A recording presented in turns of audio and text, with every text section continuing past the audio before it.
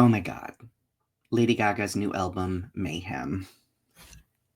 My 36-year-old ancient ass stayed up until midnight last night, reliving the wonder of what I did 15 years ago for Born This Way, and listened to the album from start to finish all the way until like 2 a.m. And my mental health has been very frayed lately. Being able to stay up and listen to an album release like this was so cathartic for me.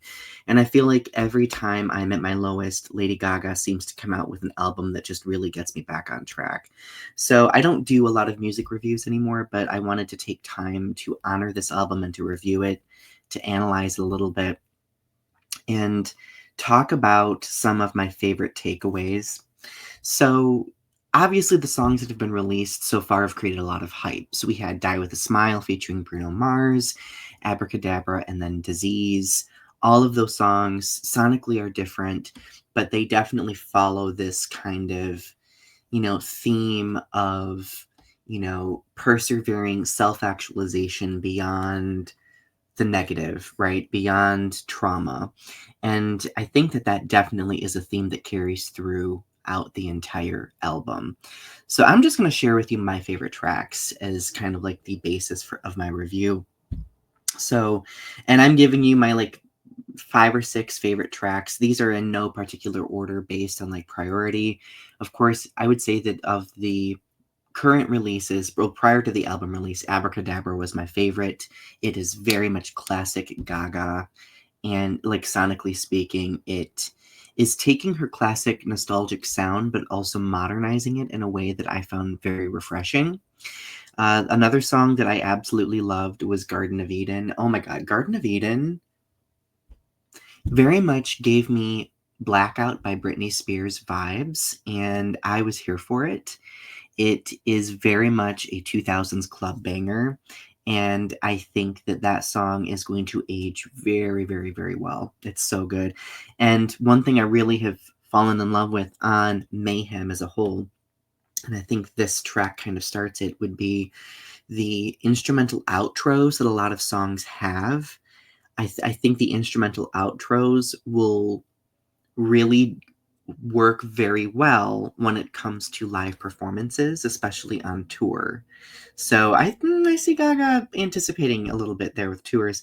Perfect Celebrity, a darker, more grungy rock song with a little bit of electronic element to it. So you know that I'm a shameless Evanescence fan. I feel that Perfect Celebrity sonically takes a lot of inspiration from Evanescence's early work. And thematically, Perfect Celebrity, I would say, is kind of like, let's say, an evolved version of songs like Paparazzi and Plastic Doll from Chromatica, where it is creating commentary on that celebrity life. But Gaga is at this point in her life where she feels secure, and she can look back on all of that and be like, I have set my stage. I don't have other men setting the stage for me any longer. This is the dance floor I fought for. We see a lot of themes that she establishes in Chromatica kind of carrying over to Mayhem and advancing in a certain way. Love Drug, oh my God, the song Love Drug it might be my favorite from the entire album. I feel like this is going to be the underrated gem. It's going to be the heavy metal lover. It's going to be the replay of this album because it's very much like this 80s arena rock vibe, but there's like a lot of pop elements to it, a lot of like synths that really make it catchy as hell. And ultimately, the song is just about very similar to Just Dance thematically. Like, Just Dance is going to be okay. All I need is this love drug. Like, and kind of like dancing, like just dancing without worry. That I love so much about that song. Shadow of a Man, another one of my favorites. I feel that it is definitely a commentary on, obviously, Gaga's role and how she has been kind of at the whim of men, especially early in her career. She's referenced in multiple interviews how she often was the only woman in the room. But Shadow of a Man definitely has a lot of like Michael Jackson vibes to it, and a lot of like resoluteness and showcasing the fact that she is beyond that now, that she created herself. These men did not create her. And I think right now of all times, that message is important. Another song, Blade of Grass, that's a ballad. It's essentially about her love story, her becoming engaged with Michael, and it's such a great ballad. It's beautiful, and I think it transitions well into Die with a Smile at the end, which wraps up the album. Ultimately, I think that this album has a great balance of art pop. No, well, a lot of art pop references. A dark pop, that's what I meant to say.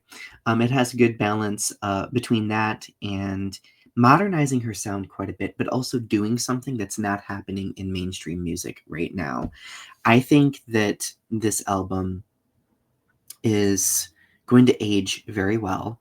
I don't think that it has any skips. Like, I did not have any skips when I was listening through it. I listened through it 2 times, and ultimately, I feel like it's a stronger body of work than both Chromatica and Joanne were, possibly even Art Pop. I think this may be her strongest work since Born This Way.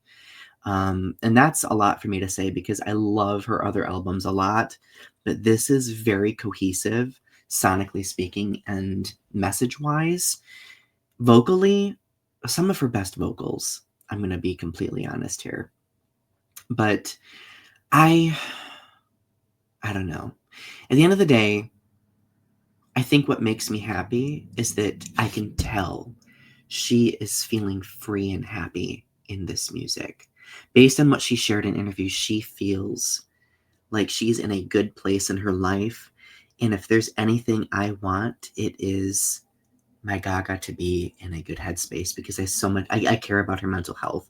And I think we all should care about her mental health and her happiness. So I'm so grateful for Mayhem.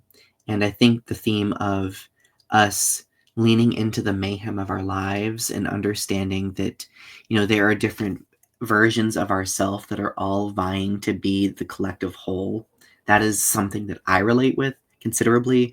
And I think that that is what is going to make this album very universally accessible for many. So, anyway, those are my thoughts. I think this album was solid. I give it an A.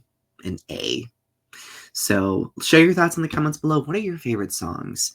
Thank you for listening, and I hope that you have a good rest of your day. Go stream Mayhem.